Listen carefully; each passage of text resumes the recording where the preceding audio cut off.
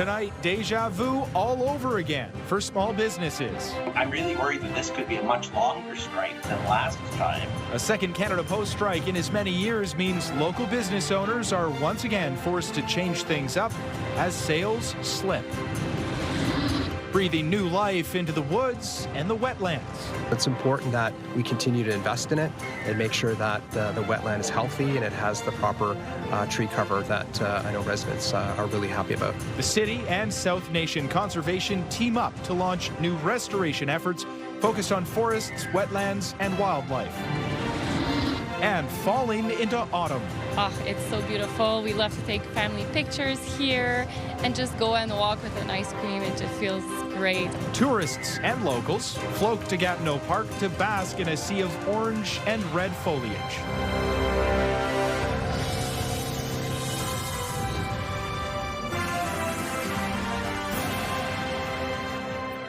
Good evening and thank you for joining us. It's a feeling of deja vu for many small businesses here in Canada that rely on Canada Post as workers are once again off the job. Today is day 2 of the second Canada Post strike in as many years. CTV's Camille Wilson was out speaking with some in the business community today and joins us live now with more. Camille. Austin, with postal workers with the Crown Corporation off the job, many small businesses are among those impacted. Many of them rely on Canada Post because it's cheaper than some of the alternatives, but now they are once again faced with uncertainty. Jenna Pietrantonio depends on Canada Post to ship much of her online orders at My Baby Shop. It's just been a huge inconvenience. We've had to, and costly, we've had to find other carriers, and it's just slowed our process down. She says this latest Canada Post strike affects about 20% of her sales. We ship out baby clothing all throughout Canada, US, and internationally, and for international clients, it's been more costly to ship, whereas Canada Post has been a lot more affordable. And same with wedding gowns. It's been more costly just because the wedding gowns are heavier. Importing goods is now another challenge. Pietrantonio's business is far from the only one impacted. The Canadian Federation of Independent Business says many will struggle the longer the strike drags on. Many of them are already in weakened condition because, of course, the tariff fight and the 1,000 other things that are coming at them. The last thing that we need is a major chunk of Canada's transportation infrastructure out for months at a time. The strike in response to the federal government's announcement, door-to-door mail delivery will end for nearly all Canadian households to community mailboxes, closing most post offices for good. We want to go to work! This was reaction because of the very strong likelihood that our jobs are under attack and our rights are being eroded through changes in business model that have not been consulted through the union. The federal government says Canada Post is losing roughly $10 million every day, and the recently announced changes could save $400 million a year. Last year, the strike cost small businesses $1 billion in lost sales and increased costs over the 4-week period. You can imagine this one's going to be just as significant. Back at My Baby Shop, Pietrantonio is hoping operations resume as soon as possible. We've had clients complain about how long it's taken to receive their package. So yeah, it's definitely affected our business. It's not just businesses impacted by this job action. Charities are also feeling the pinch, with many relying on mail-in donations to stay afloat. One example here in the capital, the Ottawa Mission, which says direct mail accounts for more than 1/3 of donations. Austin. Okay, Camille, thank you very much for this. CTV's Camille Wilson reporting live for us tonight. Ontario Provincial Police in Leeds County have arrested and charged a 26-year-old with a series of serious offenses, including attempting to murder a child. Following an intimate partner violence and child abuse investigation, the individual has been charged with attempt to commit murder, sexual assault on a person under 16 years old, sexual interference, 2 counts of forcible confinement, 2 counts of assault with a weapon, 2 counts of assault causing bodily harm, and 2 counts of assault. There were also 2 counts of uttering threats and 1 count of intimidation. The name of the accused has not been released. Well, Ottawa is rolling out 3 major environmental projects aimed at protecting forests and wetlands right across the city. The announcement happened today at Findlay Creek, where volunteers also planted hundreds of new trees. CTV's Josh Morano was at that event today, and he joins us with more on what this means. Josh. Yeah, Austin, the city and South Nation Conservation are teaming up to launch new restoration efforts focused on forests, wetlands, and wildlife, thanks to a $285,000 investment from the city. It's the latest in a plan to enhance forests and wetlands across the city. Stewardship is really important to me, to be able to protect these public spaces for the future, you know, for my kids and my kids' kids to be able to enjoy these places. Over at Findlay Creek, Michelle Kavanaugh and South Nation Conservation are teaming up with the city to launch 3 new environmental stewardship projects. We planted 1,000 trees and shrubs in here. Mix of different species, good for wildlife, good for the wetland, the local environment. Thanks to a $285,000 investment from the city, work is already underway at Findlay Creek in an effort to build on the $1.7 million boardwalk expansion completed in late 2024. More and more residents want to have recreational capacity. They want to have natural features, and this is a real gem in our community. So it's important that we continue to invest in it and make sure that the wetland is healthy and it has the proper tree cover that I know residents are really happy about. This is part of an ecosystem where there's a lot of endangered or a number of endangered species, both plant and wildlife. So it's important to keep it in place for that as a wetland. Along with Findlay Creek, Snake Island Forest and Navan Forest are also a part of the new project, with Navan undergoing extensive restoration focused on 30 acres severely damaged by the derecho storm in 2022. Navan Forest is really close to Navan, and so there's the potential future opportunity for those people to get access to that property and you know, get out in nature close to their backyards. For Kavanaugh, the work is about strengthening connections between people and the environment. It's so important that people understand them and understand their value and their importance.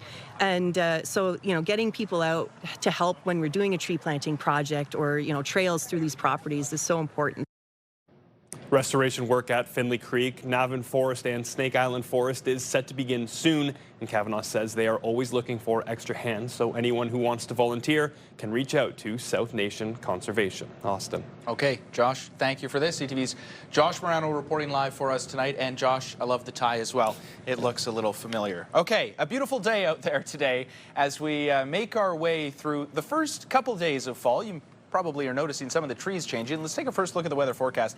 20 degrees right now. We have a chance of showers throughout the evening. Our daily high was 21, so very nice for this time of year, getting down to just 14 degrees tonight. So even the lows are a little bit higher than we're used to for this time of year, and some cloud coverage right across the region. 14 is the same story for most places except for Montreal. 16 degrees tonight.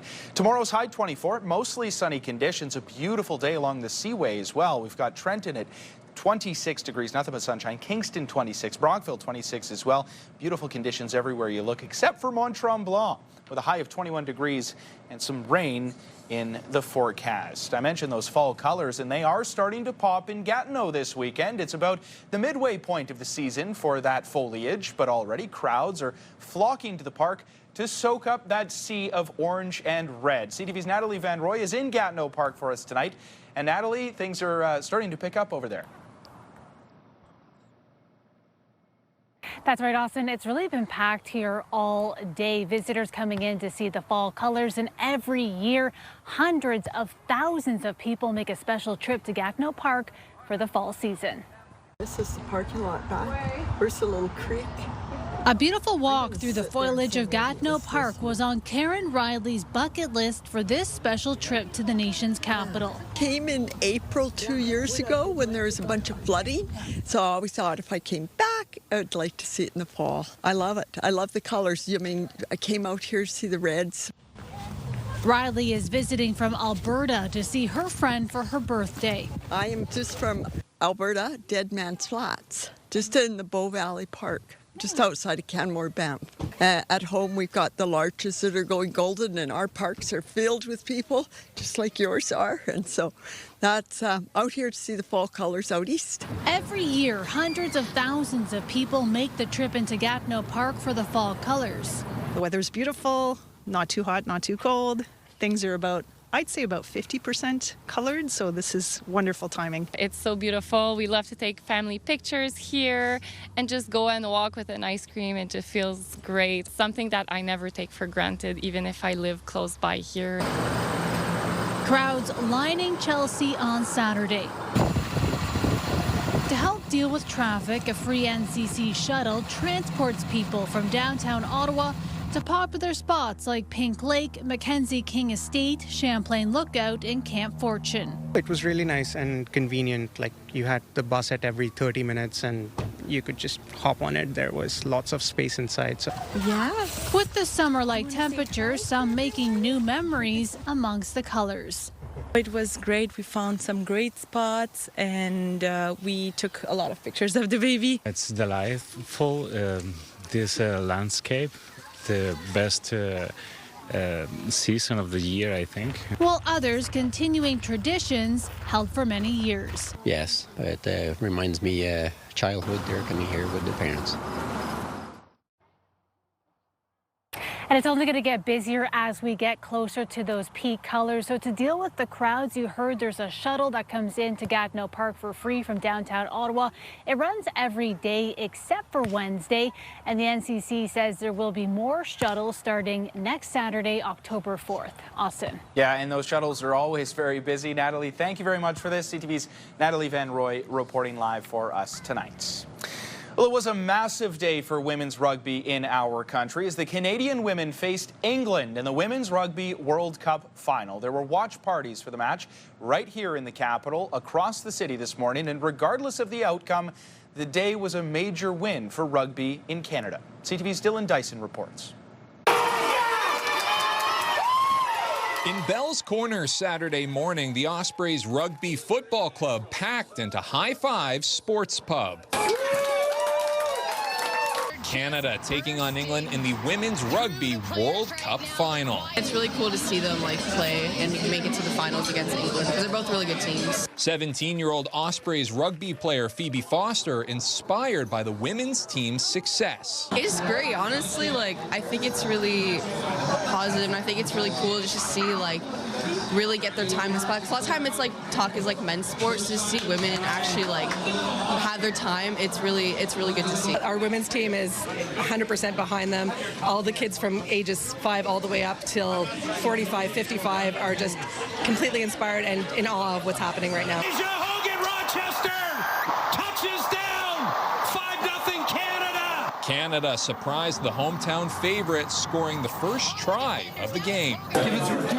At Father and Son's restaurant, past and present, Ottawa Gigi's rugby players gathered to cheer Canada on. I think anytime you can have Canada leading the way or making a push on the world stage, it's remarkable. As Canadians, we should be excited about that and celebrate it, women or men. The women's team required a crowdfunding effort of nearly $1 million to make it to the World Cup.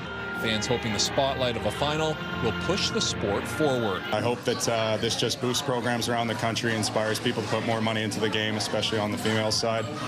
They had to crowdfund to get to the World Cup, and I don't think that should ever have to happen again. I think it's gonna get a lot of more kids, especially young women, into it, and I really hope it does. It'd be cool to see a lot more younger people get into it, and a lot more people around our age to do it. In the end, Canada came up short to England 33-13, who have now won 63 of their last 64 games. Nonetheless, great reason to be proud. Second best team in the world. Dylan Dyson, CTV News. What a lot of fun that was to watch as well. Okay, well, thousands are attending the Carp Fair this weekend as the sunshine makes for ideal weather for people to enjoy the rides, the food, and of course the games. CTV's Kimberly Johnson has more from Carp. A day of swinging through the air for 11-year-old Jasper Fritsch, who says for him, the midway rides are the best part of the Carp Fair. My favorite is Freak Out right there because it just gives you chills and you go up super high as well. And it's feels like you're floating and it's just awesome. He's one of thousands taking in the festivities at the Carp Fair. Rides, games, and food. Thank you. Dubbed the best little fair in Canada. I love all the rides and I love the ride that we just went on because it went so fast. Drop Zone had lots of people screaming My most favorite one is the avalanche. Celebrate fall. It's always a tradition. We always come to the fair every year, and it's a good time. We love doing the rides. We love looking at all the animals and the horses and the cows. Now in its 162nd year, the fair puts a spotlight on the local farming community and the harvest season. The little kids that come, they're mesmerized, and they honestly think that their food comes from a grocery store. So this helps their parents to be able to connect. But this is actually where food comes from. These are the guys that grow your crops to make your Cheerios. Over the 4-day event, organizers say they expect about 60,000 visitors and more than 1,000 volunteers to bring it all together. The volunteers, people will bring their kids to help park cars, and then the kids bring their kids, and it just passes on, and it's like a real source of pride for the whole community. Joseph Wright came as a kid and now brings his 4-year-old daughter and says this sense of connection is important. This kind of brings things to nature, and kids need to have that instilled in them. The fair runs until Sunday. Kimberly Johnson, CTV News. Straight ahead, U.S. President Donald Trump expands his use of military for domestic purposes, calling in troops to Portland, Oregon.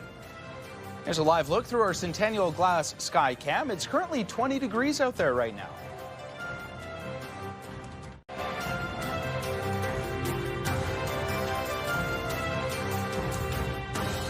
The Prime Minister is continuing his 4-day visit to the UK, where he met with investors in London today. Afterward, Mark Carney spoke with reporters addressing trade tensions with the U.S. and criticism of his numerous overseas trips. Here's CTV's Jeremy Sharon.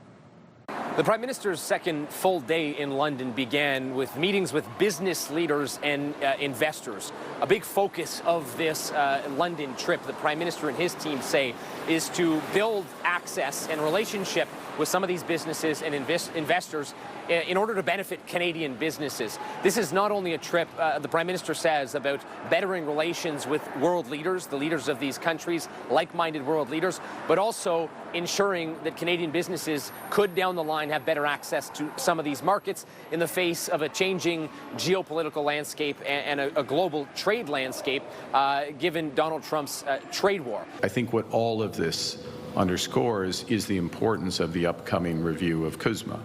A review, we're doing our consultations for that, as the Americans, as are the Mexicans, and there will be discussions that begin in a few months' time. And so that was the focus of the Prime Minister's morning. He also held a press conference with reporters today where he took questions from us for the first time during this trip. And we asked the Prime Minister, about the purpose of this trip. There have been questions about why he is here, given the fact he will not be signing an official trade agreement or any kind of deal with a new leader during this trip, but rather the Prime Minister pitched this trip here to London as a way to check back in with some of these world leaders and ensure progress is being made on deals that are already in place with some of these world leaders. It's not just you sign a nice agreement and then something happens. No, you actually have to do the work. You have to meet with the leaders to make sure the work's being done. You have to mark progress as it's being done, which is what we're doing with the various European leaders to make sure Canadians and Europeans, but Canadians, my job, get the full benefit of these agreements that we're making with them. He has faced criticism from the Conservatives for, jet setting around the world without making progress. Prime Minister argues he is making progress and he's checking back in with these leaders on the progress that is being made. Jeremy Sharon, CTV News, London. Well, the latest tariffs from the U.S. would see between 30% to 50% import taxes on kitchen and bathroom items, as well as furniture. Everybody owns a car, everybody owns a kitchen. So we are a significant industry. However, because we're spread over 3,700 companies across, not just 3, our resources to go out and find, source other countries to export to is, a little more challenging for our industry, members of our industry. VP of Canadian Kitchen Cabinet Association, Luke Elias, says Canada has a $4.7 billion kitchen cabinet industry, with $600 million in exports going to the U.S. each year. Elias says the government can help the industry by putting incentives on buying Canadian kitchen cabinetry products. The RCMP is warning the federal public safety minister that the police force is facing resourcing challenges when it comes to tackling the threat of foreign interference. These concerns arise as the Mounties face increasing pressure to combat meddling from outside countries such as Russia, China, Iran, and India. The RCMP warns that without adequate funding, it would be forced to divert resources, affecting its ability to respond to other threats. And the death toll continues to rise in Gaza as Israeli airstrikes pound the besieged Palestinian enclave.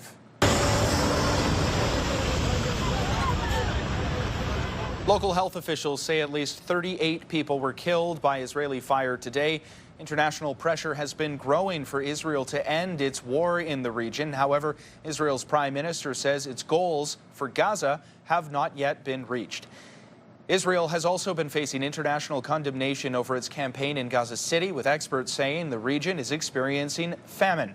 More than 300,000 people have fled Gaza City, but some 700,000 remain, with nowhere else in Gaza that's safe to go. Israel's relentless campaign in Gaza comes as the U.S. and other allies say they are trying to work out a way to end the war. U.S. President Donald Trump said on Friday the talks were held with Middle Eastern nations, including a Middle East peace plan. Reports earlier in the week suggest the U.S. could be looking to have former U.K. Prime Minister Tony Blair run a post-war transitional government in Gaza. And President Donald Trump is expanding his use of military troops for domestic purposes. Trump posted on social media this morning that he plans to send troops to Portland, Oregon. He says they will be authorized to use full force if necessary to handle domestic terrorists. Trump has not ordered a timeline for the deployment or indicated what troops will be involved. The president sent troops to Los Angeles earlier this year, and he plans to deploy more to Memphis, Tennessee.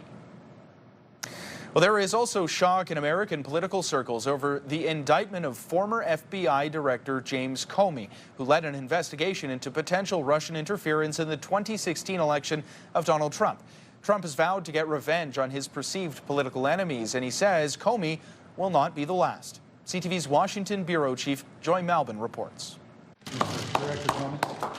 He was Donald Trump's FBI director and top of the president's political enemies list. James Comey, accused of obstruction and making false statements to Congress over whether he lied about a leak to the media about the FBI investigation into Russian interference in the 2016 presidential campaign. We're being hindered by the Russian hoax. It's a hoax. Russiagate dogged Trump for years, promising retribution. As president once again, Trump pressured the Justice Department and Attorney General Pam Bondi to go after Comey.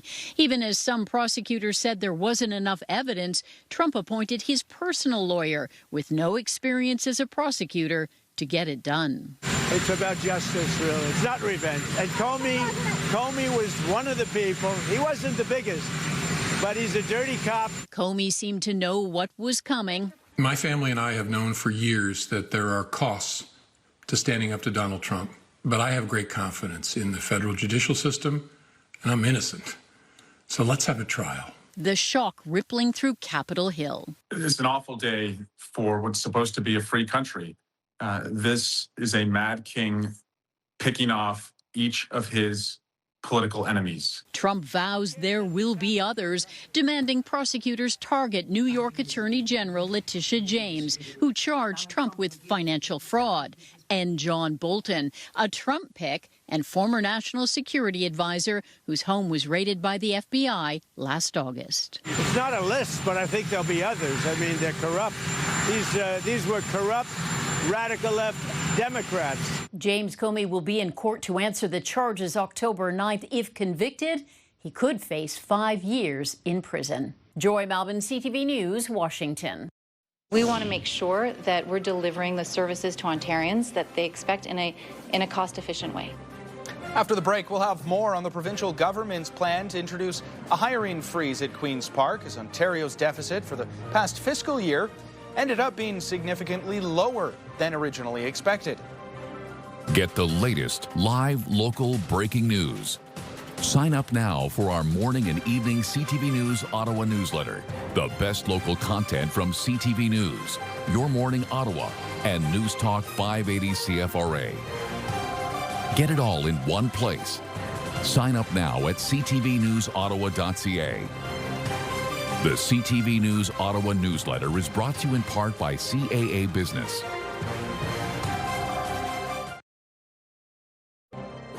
We'll put mine in and I'll just try there. Okay.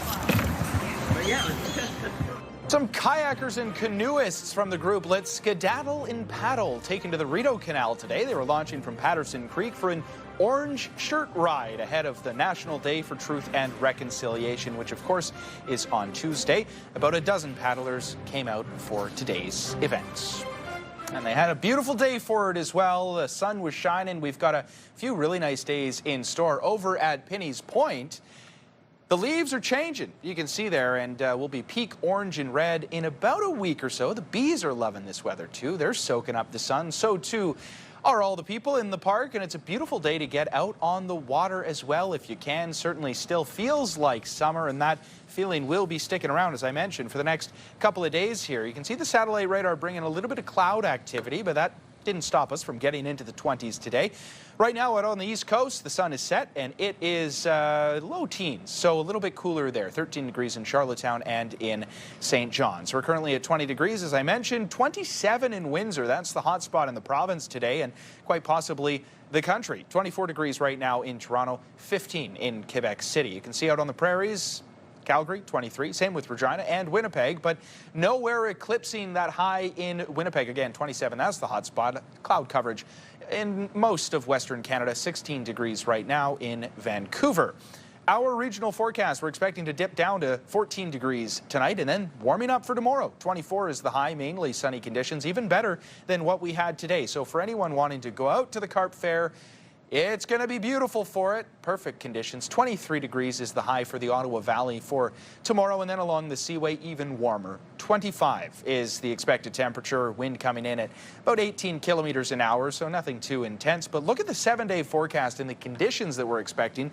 Sunshine on top of sunshine. We will, however, be dipping out of the 20-degree mark on Wednesday with a temperature of about 17 degrees. 18 is the high on Thursday, 22 on Friday. But yeah, really nice for the next few days, despite those lows in the single digits. So get outside, enjoy some patios, and again, get to the Carp Fair if you have some time. At Queen's Park this week, the province was touting a lower than expected deficit while also announcing a hiring freeze. CTV's Siobhan Morris has those details. Ontario's deficit for last year came in much lower than projected, a difference of almost $8 billion in the look back at the fiscal year that ended March 31st. The finance minister says the disclosure of public accounts reflects our government's continued focus on balancing smart investments with careful fiscal management. At the same time, the province is capping hiring at 143 boards, agencies, and commissions. We want to make sure that we're delivering the services to Ontarians that they expect in a cost-efficient way.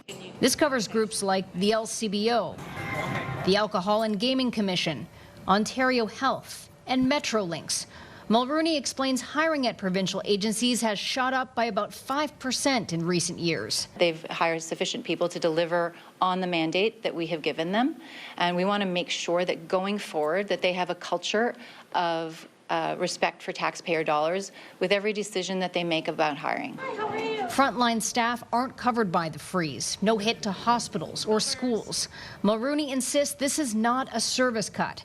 Still, there are worries about longer waits. This is not the time to cut and freeze, especially since we have 800,000 people unemployed in Ontario right now. A number Ontario's budget watchdog has flagged will only go up as economic growth slows. So while they're spinning some good numbers today, the outlook is grim. The Liberal finance critic believes progressive Conservatives have taken their eyes off the ball. We will have tens of billions of dollars in deficits in the next 3 years, leading up to the government exceeding $500 billion in debt. The finance minister insists that's the good kind of debt. Investing in hospitals, in highways, subways, schools, a range of long-term assets that'll be around a lot longer than you and I. Bethlyn Falvey has been touting a path back to balance in the next 3 years. But for critics, that path is hard to see right now. It will either take cuts to services or increases in taxes. It won't be long until we get a better sense of how Ontario is doing, almost a year into the trade war with the U.S. The finance minister has to deliver his fall economic statement by November 15th. At Queen's Park, Siobhan Morris, CTV News. Canadians are getting sick and tired of just having a system that's not working out for them. Still ahead, millions of Canadians are still waiting for some sort of medical procedure, and now there's a new report that says the backlog, it can no longer be blamed on the pandemic. Pure Country 94, Ottawa's country music station. Pure access to the biggest stars and the hottest songs. Download the free iHeartRadio app to listen to Pure Country everywhere. iHeartRadio Weekenders is powered by Barhaven Ford, Ottawa's newest and largest Ford store, and Eastern Ontario's Ford EV leader. It is time now to check in with our iHeartRadio Weekender, Tanea Taylor. Tanea. This weekend, fair season continues with the Carp Fair, aka the best little fair in Canada, and you still have time to check it out before the weekend ends. Features all the faves like the heavy horse pull and agricultural shows, a gigantic midway, and live entertainment. Tickets start at just $15, and kids 6 and under get in for free. Another one to check out tomorrow is the Ottawa Cat Show. This is great if you're a cat owner and you want to learn more about your furry friend, or if you just love cats in general. It features vendors and guest speakers and a lot more. Make sure you check it out at the Nepean Sportsplex and bring along a cat food donation if you can. And last today, tomorrow's your chance to rediscover your favorite childhood toys at the Ottawa Dolls, Toys, Teddies, and Miniatures Show. This features over 40 vendors with vintage toys and collectibles, including American Girl and Cabbage Patch Kids. Tomorrow only from 10 to 3 at the Nepean Sportsplex. Admission is just $5, which goes to support the Ottawa Food Bank. As usual, lots more happening around the capital this weekend. The full list and all the details is at ctvottawa.ca/weekenders. For the iHeartRadio Weekenders, my name's Tanea Taylor. Have a great one. iHeartRadio Weekenders is powered by Barhaven Ford, Ottawa's newest and largest Ford store, and Eastern Ontario's Ford EV leader.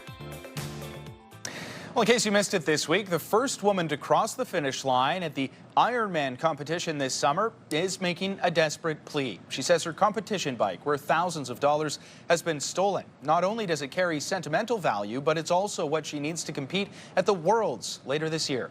Here's CTV's Caitlin Wilson.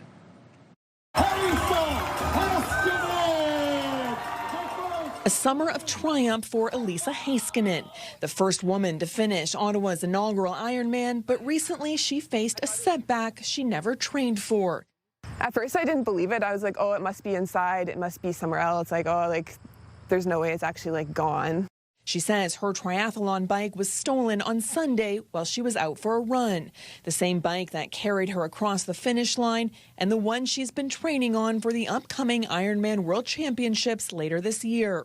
It has actually quite a bit of sentimental value. I bought it from someone that was a Paralympian, a Canadian Paralympian. So he used that bike to kind of get to a point where he was able to pursue the next level, and that's kind of why I bought the bike as well. She says she left her bike locked in the trunk a couple kilometers from here in Gatineau Park where she trains. But when she returned a couple hours later, it was gone. Someone had gone through all my stuff. There's stuff everywhere. Like I had all of my training gear in the car. My wetsuit was on the ground beside the car. And replacing it won't be easy. They normally start at around $5,000 and it can go up as much as over $20,000. Patrick Lacroix is the co-owner of this Gatineau bike shop. He says thefts like this aren't rare. In fact, he hears of high-end bikes being stolen nearly every week. This time of year, inventory is kind of low. They don't manufacture that much volume of those categories of bikes, so they are very attractive on the reselling platforms, on the marketplaces online. As for Heiskanen, she's offering a $500 reward, hoping the same bike that carried her to victory will find its way back. Bought this bike with the bike that was stolen with my own money, so I'll have to do that probably again for this new bike. So it's a huge setback for somebody like me, for sure. Caitlin Wilson, CTV News. Millions of Canadians are waiting for some sort of medical procedure, and that number continues to grow. Now, there's a new report that says the backlog can no longer be blamed on the pandemic. CTV's Heather Wright has that story. Even making a cup of tea is painful for Kathy Holding. Every day you have pain. You can't avoid that. The London, Ontario resident needs a hip replacement. Walking is hard. Grocery shopping requires frequent breaks. She's booked for surgery in January, a nearly 2-year wait from when she first visited a doctor. The levels of frustration, depression. Depression is a big one, accepting your limitations. Holding is part of a growing number of Canadians waiting for some sort of medical procedure. According to government data released this week by think tank secondstreet.org, 3.7 million Canadians are waiting for surgery, a diagnostic scan, or an appointment with a specialist, though the group says that figure is likely higher due to incomplete government numbers. They say the number is likely closer to 5.8 million, or 1 in every 8 Canadian. If you're not on a wait list yourself, you probably know someone who is on a wait list. And I think Canadians are getting sick and tired of just having a system that's not working out for them and not getting them the care that they need while they're paying thousands of dollars out of their taxes for it every year. More procedures are being performed. The Canadian Institute for Health Information says last year, hip replacements were up 26%, cataract surgeries up 11%, and there were 16% more MRI and CAT scans. But experts say those numbers need to increase even further to get people the help they need. Heather Wright, CTV News, Toronto. And they're off. After the break, we will take you to Lansdowne Park for the annual fire truck pull. Hey, we know that guy. Dream big with Move 100. Now, dream $20,000 bigger. Starting next week, listen for your chance to win $20,000. Dream big, win bigger with Ottawa's Move 100.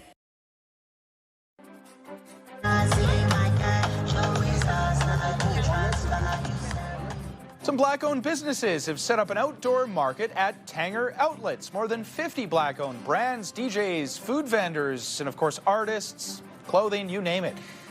They're all there and much more. The market is free to attend and it runs until 8 o'clock tonight.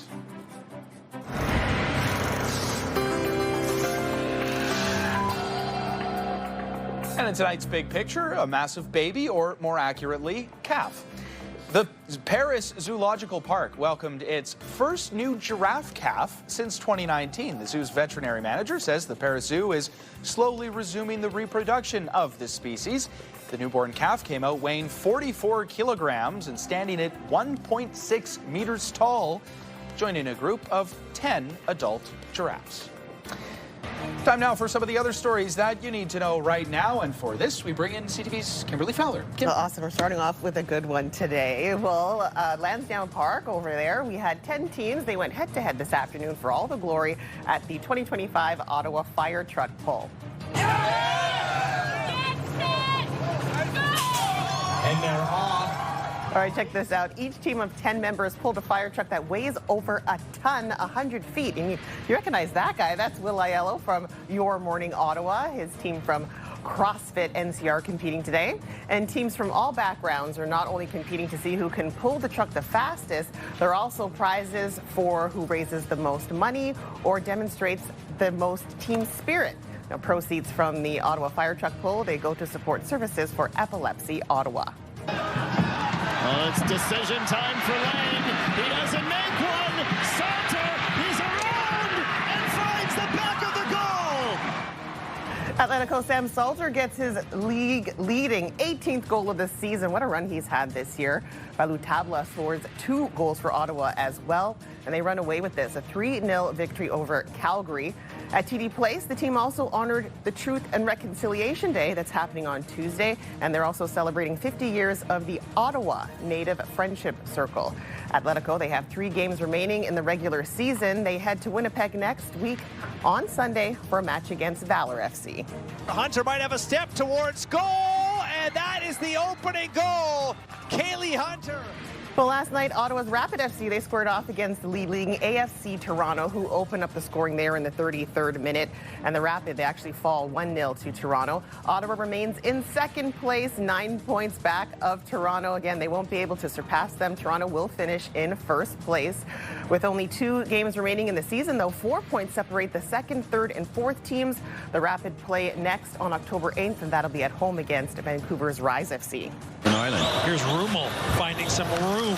Rummel scores! And the Ottawa 67s, they were up in North Bay last night taking on the Battalion. Andre Rummel with his first career OHL goal, that is, and of course first for the 67s. Makes it 2-0 at the time for the Barber Poles late in the period. Now both teams, they would add a goal a minute apart in the third, but Ottawa takes this one. 3-1 is your final score. And of course the 67s, they are back in the capital tomorrow for their home opener, and that's when they will welcome the Sault Ste. Marie Greyhounds to TD Place. It's been a ton of fun watching not only the Barber Poles, but just knowing that hockey is back. The Barber Poles, by the way, they're 2-0 to start the year. Exactly. Yeah. Let's keep it going. And I hate to see the summer come to an end. I mean, I've been complaining about that for ages, but man, I miss hockey. So. Well, it's that time of year. I was surprised. I'm like, we're writing hockey highlights now? What's going on? I know, it sneaks up on you. I'm glad it's that time of year again. Yeah. Trust in yourself, believe in yourself a little bit more, you're going to accomplish some great things. Coming up, a BC man of many talents striving to bring smiles on his penny farthing bike. But before then, here's a live look through our Centennial Glass Sky Cam. It's currently 20 degrees. Hairstyles, courtesy of Salon Fiorella. Here's a recap of the top stories we're following right now. I'm really worried that this could be a much longer strike than last time. It's day 2 of the Canada Post workers' strike, the second in as many years, and that is hurting small businesses. It's so important that people understand them and understand their value and their importance. Planting trees and promoting sustainability in forests and wetlands across the city. Hundreds come out to plant those trees in places like Findlay Creek, rolling out 3 major environmental projects. Canada is holding their head high with pride.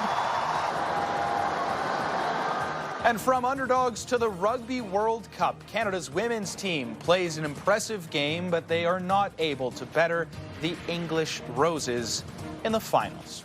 It was still one heck of an effort from those Canadian women, and we want to take one last look at the weather forecast before we wrap things up. Waking up to 14 degrees, beautiful day in store for tomorrow and really for the next several days. You can see mostly sunny conditions on the horizon and staying in the 20s until Wednesday. That's when we'll dip down to 17 degrees as the high, the coolest day in the next 7. But still, again, sunny conditions, glorious if you want to get out to Gatineau Park and take in those fall colors. Finally for us tonight, this was a story, it had both of us cracking up. Very cool. From fixing and racing bikes to playing drums for a famous band, Mitch Gwindon of Vancouver Island has lived quite a life. Yeah, and while he describes himself as shy, he's not afraid to embrace the spotlight while riding a high-wheeler. CTV's Adam Swatsky explains. And I give it a little push. Although he makes it look so easy now. And that's it. There was once a time. I was a very shy kid. I was a weak, sick kid growing up. When Mitch Gwindon would have found this daunting. I didn't have a lot of confidence in my ability. How he got the gumption to eventually get up and do this begins when Mitch was 12. We had enough, but not extra. And I needed to be able to come up with my own money. So Mitch got his first job at a bike store, which gave the once weak kid the strength and confidence to become a competitive BMX racer in his teens. You know, when it came to doing things that were scary, I just decided to take the leap of faith and try anyway and see what happens. So when Mitch developed a passion for music, he decided to study it in university. And that turned into a little bit of a serious professional career. That turned into being hired to drum for Nickelback during the late 90s, forcing the shy kid to face his fear. I don't think anybody that's seen me perform would ever believe that I'm shy, because I put on quite a performance. While he and the band split amicably and remained friends, Mitch is still making music regularly when he's not riding a penny farthing occasionally. Being a performer, whether it's on the bike or playing music or whatever it is, it's all about putting a smile on other people's face for me. And if I do that, then I leave with a smile on mine too. A smile he wouldn't have inspired if young Mitch hadn't developed the courage to challenge himself. Don't be afraid to stand out for being different. Embrace that and go with it. The penny farthing is that. Playing drums in a rock band is that. Don't be afraid to take the first step towards a goal, Mitch says, and do the work to achieve it. Trust in yourself, believe in yourself a little bit more, you're going to accomplish some great things. Adam Sawatsky, CTV News, Duncan. Oh, man. So good. It's so good. If you wanted smiles, then, hey, he achieved his goal. He's got us cracking up That's over like here. doing that balance on the seat, and then no the kidding. point of the toe is No what kidding. got me. Yeah, the so form good. was off the charts. And your uncle. Tell the people about your uncle. My uncle has the largest penny farthing collection in all of Canada. He does. How's that for trivia? Hey, Uncle Glenn. Yeah.